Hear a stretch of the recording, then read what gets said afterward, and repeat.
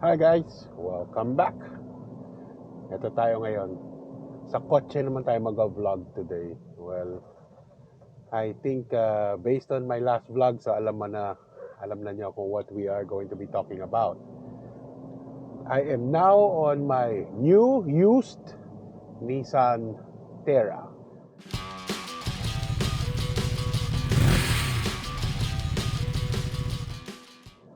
Now medyo yun nga yung kakwento ko how I actually uh, got to this car.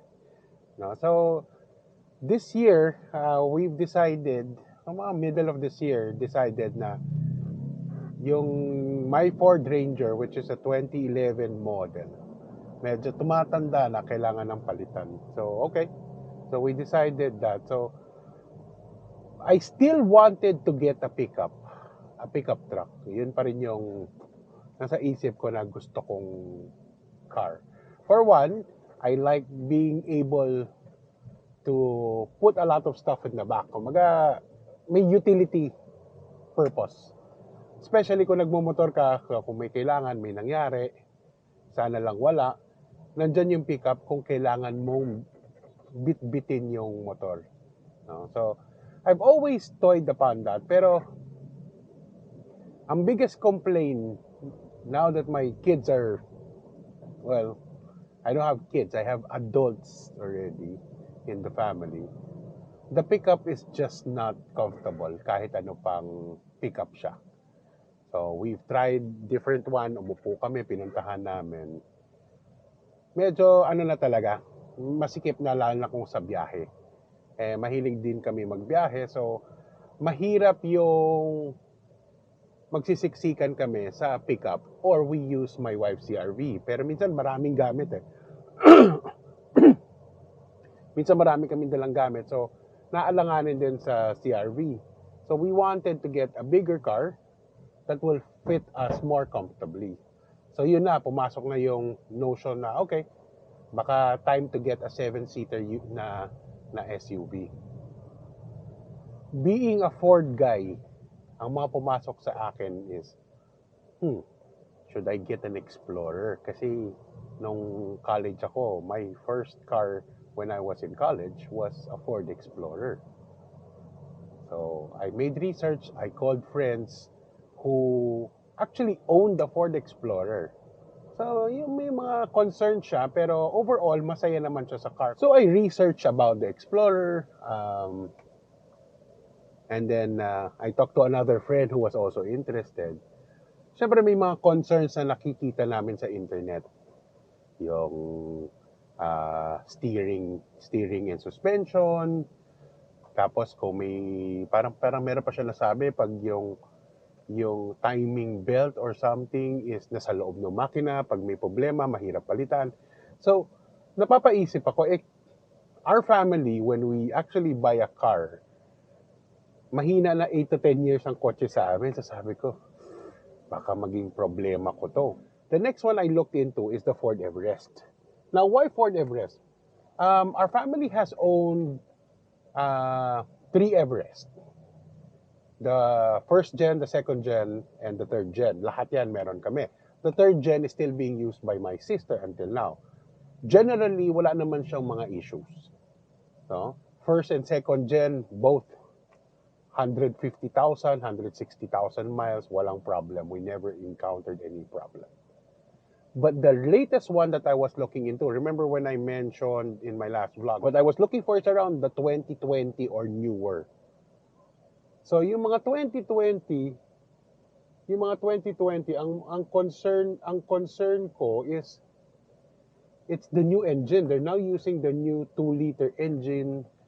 Tapos the models that I was looking into, either the titanium or the sport, had the 10-speed transmission.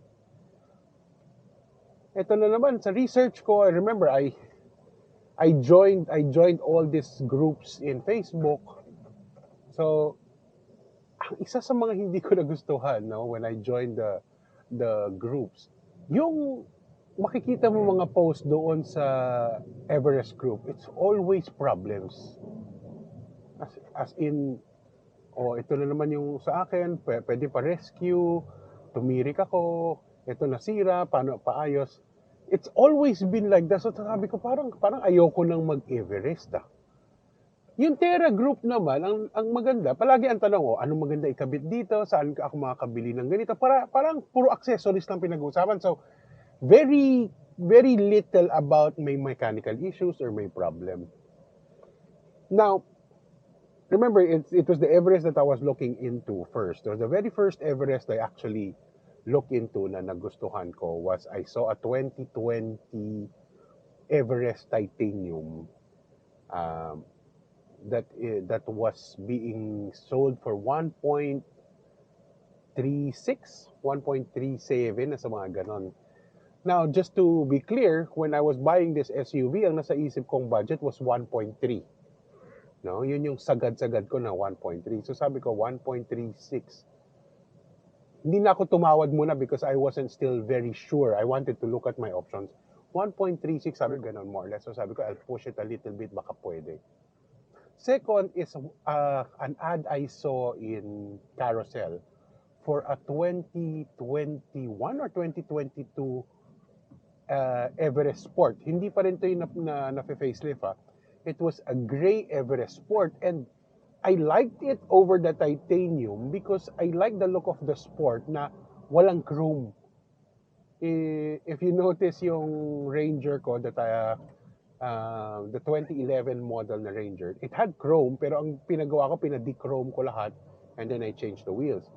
So sabi ko, yung Everest Sport, wala na akong gagawin.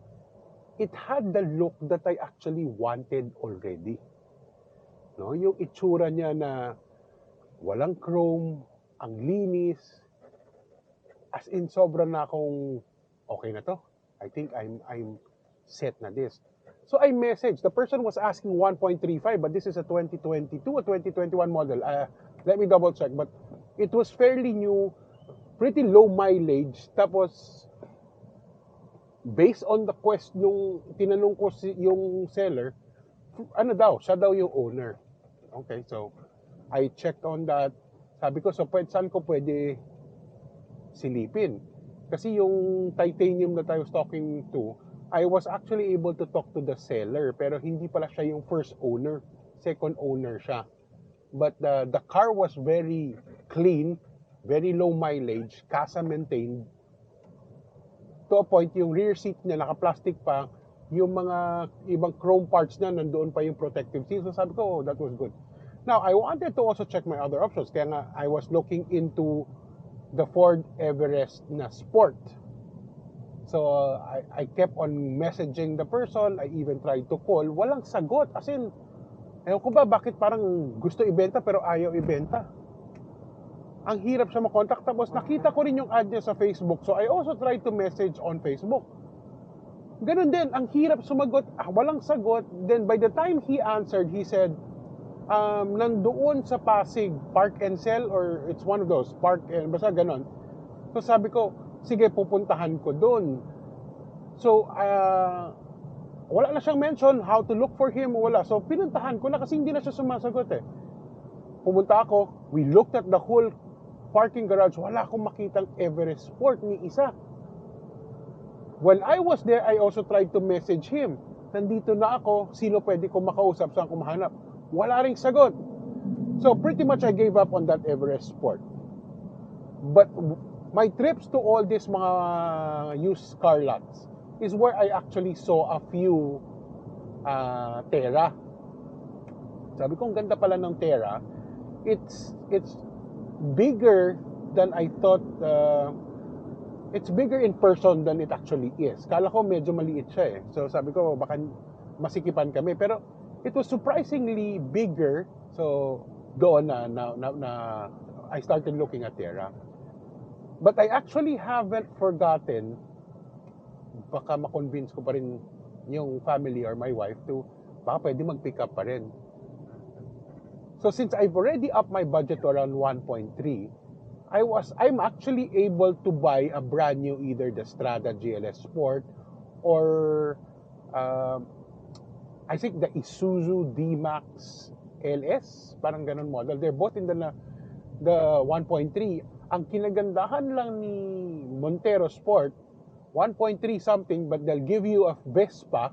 Pero kung may Vespa ka na, they'll give you a big cash discount. So, that would make you below 1.3. So, in case interested kayo, I'm not sure if the promo is still ongoing.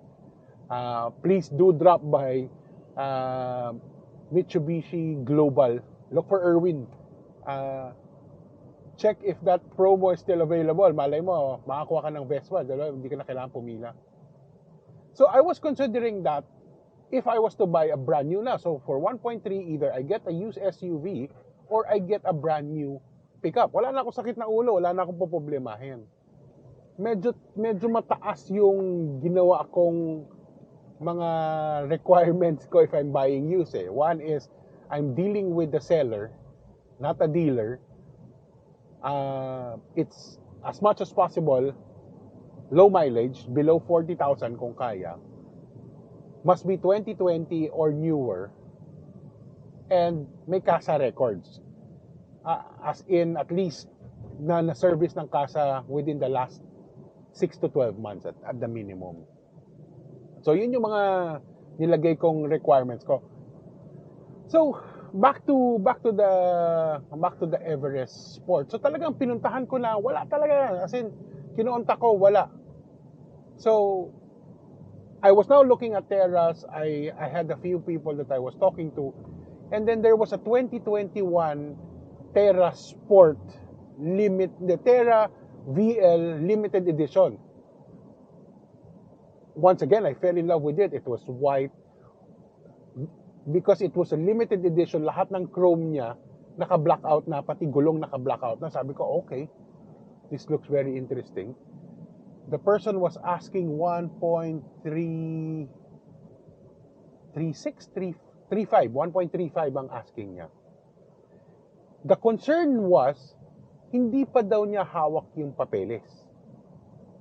So once again, sabi niya, ako yung may-ari, binili ko from ako naghuhulog, pero wala pa sa akin yung papeles, nandoon daw sa bangko pa yung mga papeles. So sabi ko, okay, please message me when you have the paperwork already. So, after a few weeks, nag-message siya, sir, nandito na, baka pwedeng kunin ko na yung offer mo. Sabi ko, baka pwede kung hawak na niyo yung papeles, padala niyo sa akin, makita ko, then I'll put down an offer. So sabi niya, hindi, kasi kailangan ko lang po yung offer mo. Kasi marami nang interesado Yung 1.33 nga, tinanggihan ko na. Okay, sabi ko, sige, di ba, kung meron namang mauna sa akin, no, wala akong problema. Gusto ko makita na yung papeles, malinis tayo, then I'll put my offer. Kasi pupuntahan ko pa and layo, nasa Pampanga pa yun. So, pupuntahan ko pa to check. So, okay. After a few days, he messaged me again, nandito na yung papers, pinadala niya sa akin. So, I looked at it. Looks good naman, wala namang problema. Pero, hindi siya yung first owner, lumalabas, parang second owner din siya. So, okay, no problem. Tapos sabi ko, okay, so nandyan ba yung mga documents niya? Manual, warranty certificate, basta lahat ng documentation. Sir, wala kasi nabuhusan ng soft drinks ba yun? Kaya tinanggal ko, tapos di ko na alam kung saan napunta Medyo, as much as I want to believe him, part of me is, hindi ako 100% sold dun sa storya na parang mula dati pa, parang hindi na ako sold. So, sabi ko, okay, I don't think I'd be comfortable buying this. Parang masyadong marami akong red flags popping up on my head. So, even my wife said, if medyo may hesitation ka, wag mo na ituloy. Sayang, pero that's the car I wanted.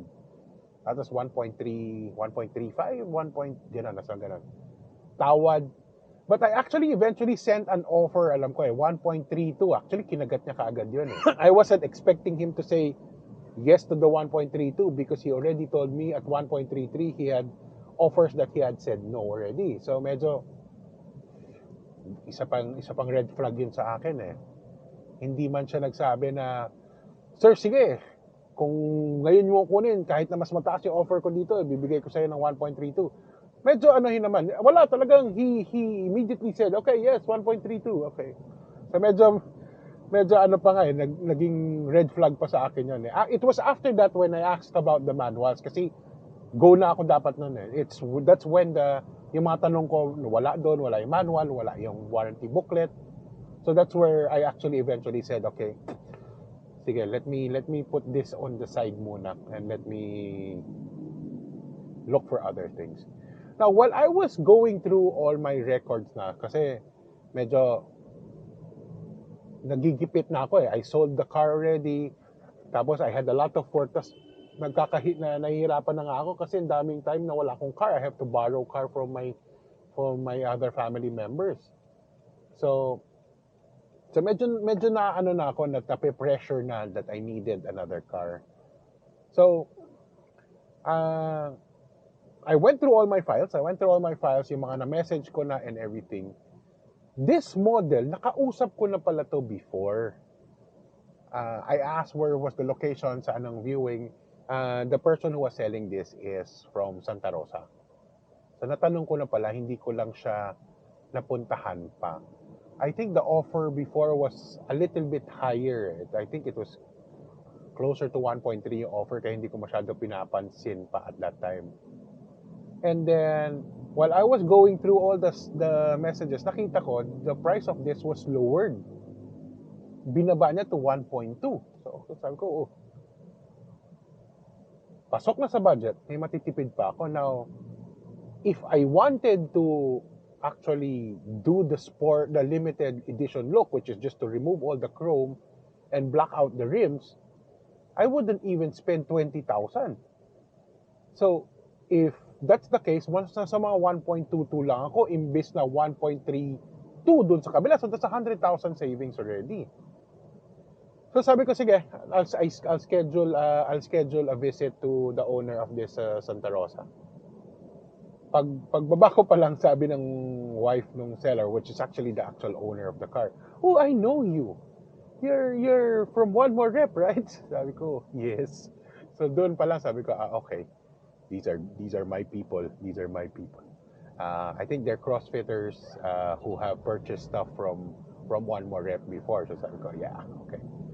So I checked the vehicle, I tested the vehicle, no problem. As in, based on initial testing and I am a little bit mechanically inclined. So wala naman akong red flags nakita, except meron lang siya, itong one of the panels here in the door, puno ng gas-gas. So sabi ko, sige papa, if kailangan, I'll check if I can have this replaced. Kung hindi, or I'll have it, yung sticker wrap to a silver one. So okay, so sabi ko, that's going to be okay. So I checked on this, dinalaw ko. I didn't put an offer yet. Any offer or negotiated. I looked at it and I said, okay, we'll get back to you. That evening, another Everest Sport showed up. It was an all-black 2021 Everest Sport. Low mileage, casa maintained, being sold by the owners. So I checked and I asked, nasaan yung unit? Is this casa maintained? Okay, so all the criteria I was asking for was there. It was being checked. I showed my kids, as in gandang-ganda sila. It was all black. Though I'm not really particular with all black. I'm not a fan of all black. Pero it looks very stealthy. Ang gwapo talaga tingnan. All black eh. No chrome, all black. Ang macho, ang tapang. Okay, so I sat on it. I really sat on it. So while sitting and waiting and deciding which one I should get, Everest or Terra, who would have thought, while I was checking Carousel, it became a habit because of the shopping that I would check it every night. Remember the gray Everest Sport that I wanted to get on the very first time? Popped up again. Now being sold by a dealer in Pasig. And this guy was very responsive. So sabi ko, oh. Well, sabi ko, siya rin nagsabi, it's directly the first owner the user, so hindi siya maraming and low mileage, ganun. Sabi ko, baka ito na talaga yun. Because it suddenly popped up before I was about to make my decision on what to get. So, yun na naman. So sabi ko, sige, let's sit down na talaga. I need to mark down ano ba ang advantage if I go with Terra or if I go with the Everest. So, I was trying to do my own scoring based on what was really important to me. So sabi ko, okay, engine-wise, power. Uy, lamang si Terra. Mas mahina si Everest ng konti. Good. Okay. Second, amenities. Kumbaga, what did it have? They're both very comparable. Ang nilamang ni Everest, the Everest Sport had an electronic powered tailgate. So, pag pindot mo, aangat mag-isa. Pag pindot mo, bababa isa. Well, that's more of like a nice convenience, not a deal breaker. Parang si Terra, it has a switch here that will flip and tumble the second row in case someone needs to sit at the back. Once again, it's just one of those automation that is not really that useful. Terra had a better camera system. The Terra VL had a 360. I think si Everest Sport, wala siyang 360 option. So, medyo lumalamang na si Everest. Si Terra. But I think the sound system and the audio system, mas maganda ang setup ni Everest. So, it was pretty much a heads up. Both had leather seats. So, medyo toss up talaga when it comes to the amenities. Now, looks, yun yung medyo subjective. Honestly, when I was looking at it, mas nakaka-in-love tingnan yung Everest. It had stock 20-inch wheels. Isipin mo, all black, painted black. Si Terra still uses 18-inch wheels. So it's still not using a 20-inch wheels. So medyo mas gwapo tingnan talaga si Everest. So yun 'di ba? But the real deal breaker for me was when I was checking and tried to deep research on the mechanics and probable issues. The Everest, the 2020, I think 2020 or the 2019 model, had issues with their 10-speed transmission. So Ford actually had a recall for their 10-speed transmission na the current facelift models, if you're going to look at it, all the single turbo na 2 liter, tinanggal na nila yung 10-speed option. It only comes now with the 6-speed. So, sabi ko, sandali, ganun ba ka-problematic yung 10-speed that they actually don't offer it anymore? Or is it more of like a cost-cutting? Kasi yun din yung one of my questions. Kaya nga, that's where I eventually found out na, nagkaroon pala ng recall about the 10-speed. So sabi ko, our Fiesta, well, my wife's first car was a Fiesta, had transmission issues. And we ended up having to sell that at a big loss. So I think that was the main reason now that really made me decide I'm going to go with the safer option. I'm going to go Japanese. I'm going to go with the Terra. So here we are now with the 2020 Nissan Terra VL. And honestly, I've owned this for a week. The looks, it grows on you. I like it now. I like it a lot. Diba? Actually, the more I look at it, the more na nagwagwapuhan naman ako. So, I'm still now considering if I should actually dechrome it and have the wheels plasti dip into black. So, something that I am considering but not now. Now, though I was telling you na medyo may konting alam naman ako sa pagiging mekaniko, no? I have some very basic knowledge of mechanics, engines, how it works, and to actually spot kung may mga issues. But I still went with this service that I found on the internet, which is Mechanigo. Yeah, it's Mechanigo. Used car assessment service uh, that is being offered by Rapide. No? So they have a service that you can actually send a mechanic to do all a check assessment on a car that you are planning to buy. So I went with that service. I um, I think the service fee was 1617. Then I paid for the transport, which is around 200. But it was less than 2,000. So they're actually going to go through the car, pati sa ilalim ng kotse, to make sure that there's no leak.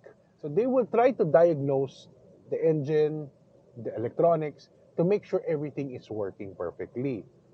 So they'll send you the mechanic, ganon. So chinek naman lahat, and then after that, they'll give you a report. They'll give you a report saying, ito, pumasa to, ito yung mga may issues siya. And then one thing kasi ang maganda sa service nila, all of these modern cars are all electronics already. So for you to actually properly diagnose it, you need to have a nice OBD scanner and know what actually is the OBD telling you. So kahit ano pang galing ko sa magsilip ng kotse, there's no way I can see ano yung mga OBD issues niya or yung mga electronic issues. So yun yung one of the main reasons why I actually went and used that service. So yun nga, tiningnan niya, at meron nga mga warnings na lumabas. Those warnings na mga nag-red or nag-error is when kunwari, itong kotse na low-bat. Diba? So, nung na-low-bat siya, nag-throw siya ng maraming errors. Nung nag-throw siya ng maraming errors, hindi siya na-reset. Diba? Since hindi siya na-reset, naglumalabas siya, last meron pa ring fault, meron pa ring fault yung kotse. So, nung tiningnan namin yung kotse, while they were running the OBD, lalabas talaga na may mga faults to. But good thing the mechanic knew what those faults were. Sinasabi niya, sir, nagpalit na ba kayo ng battery? So sabi, nagpalit kami nung naubos yung battery. So that was the reason why nag-throw ng fault codes yung sasakyan, because nung naubos yung battery. So when he changed it, since hindi niya sa kasa naman pinapalitan, the CASA was not able to reset all those fault codes. So lumalabas, hindi siya fault, pero yung faultness, naka-on lang kasi nag-fault siya eh. So sabi ng mechanic, sir, ganito na lang, kung okay lang sa inyo, which is me and the seller, I will reset it, remove all the fault, and then let's try to run the car again. Kung may problem, iilaw ulit yon na may error. Kung na-solve na yung problem, hindi na siya dapat umilaw. So okay, so pumayag si seller, ni-reset, and then we asked the seller to actually just go around in the subdivision where he lives. Pagbalik niya, chinek ulit, ayun, wala na nga yung mga error code. So, obviously, tama nga yung mechanic. So, the mechanic was right that those error codes happened because of the battery na nag-drain. Nung naayos na yung battery, hindi lang na-reset yung codes, kaya nagpapakita pa rin. But now, since na-reset na namin, hindi na siya nagpapakita ulit. So, that's an advantage of actually na nandun yung mechanic ng Mechanigo. So, another good thing pala about this car, nung sinabi nga nung nag-check, sir, yung gulong nito, bagong-bago.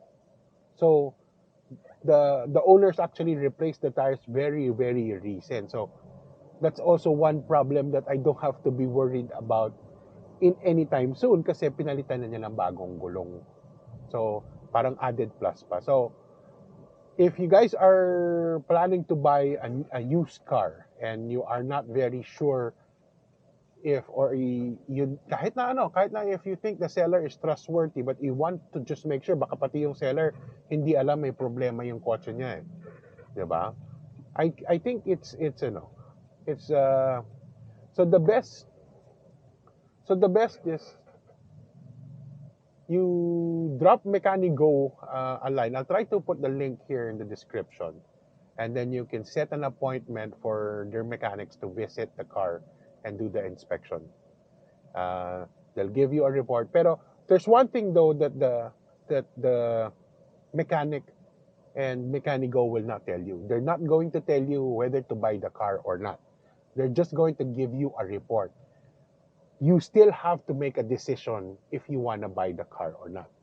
They're not there to make a decision for you. Well, I guess they don't want to be liable if they actually say, bilhin mo yan, walang problema yan. No. They'll just give you a report. This is what we saw. Now, it's up to you if you want to purchase the car or not. So, sa akin naman, yung binigay na reports was very satisfactory to me. So, yun, I ended up doing a deal with the seller. Yun lang, the seller was medyo matigas sa presyo niya. So, but I'm happy. The price was, I think it's still one of the best price for this year model among the others. Kasi karamihan na nagbebenta sa labas, puro mga dealers. In fact, I had a really bad experience. There was this guy who was selling also a 2020 VL. The color was dark gray. So sabi ko, ang ganda rin ito ah. And then, so I was messaging, meron pa nga kami mga common friends. So sabi ko, mukhang okay to. So I asked, are you the seller or a dealer? Sabi niya, seller. Sabi ko, okay. So, sabi ko, saan ko pwede puntahan? Sabi niya, sige, nandito lang sa office ko. Dito pwede mo puntahan dito sa office mo, bahay, basta ganun, sabi niya. So, medyo kampante ka that he was the actual seller, and then it was not na papuntahin ka doon sa isang used car dealership. So, okay, sabi ko medyo okay ah. Yun lang ang layo. It was all the way to Malabon. Sabi ko, sige. Since mukhang okay yung tao, the car looks decent, the car's asking price was okay, not as low as this, but it was okay, no? So, binyahe ko. So, it took me an hour and a half to get to Malabon. Pagdating ko doon, he was not there. So, he had a guy to talk to me. So, doon ko na-realize, no,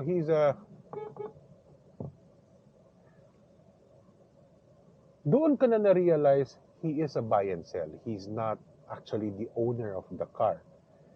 Kaya pala ganun yung plate number niya. It's a repossessed unit from Davao. Not from here, not from Manila. Kasi halos lahat ng nakita kong units of Terra doon sa mga used car lots, pati mga Everest na nakita ko doon, all had letter L in the plates. So, nung chinek ko lahat, all were repossessed from Davao. Problem with repossessed, which was very evident on this one, is whoever handled the car cannibalized the inside. Meaning, this one didn't have any tools. This one was missing the cover lid. So, ang daming niyang na sabi ko, sana naman naging sinabi na nyo bago pa ako pumunta dito na ito yung mga issues ng sasakyan. Sinayang nyo lang yung oras ko for driving an hour and a half. Then I have to drive back again to Makati for another meeting, which took me now worse than 1.5. Took me 2 hours kasi it started raining.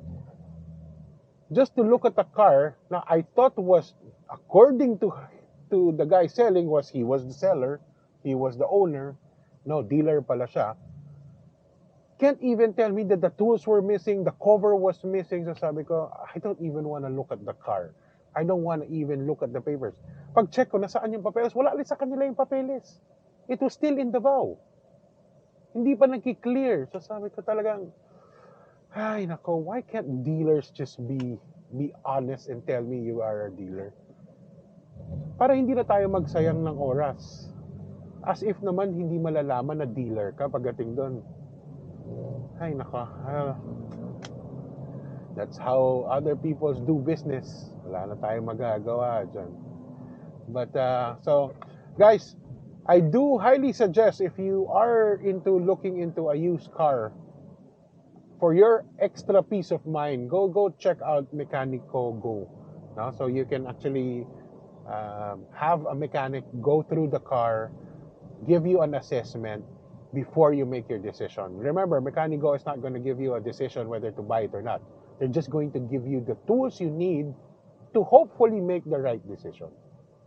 So, guys, thank you for listening. Medyo mahaba-haba nga. Pero hopefully, my next vlog is all about kung ano yung mga ayusin ko dito kasi may mga kailangan na ako ayusin na hindi ayos but more of what are the things I need to accessorize this.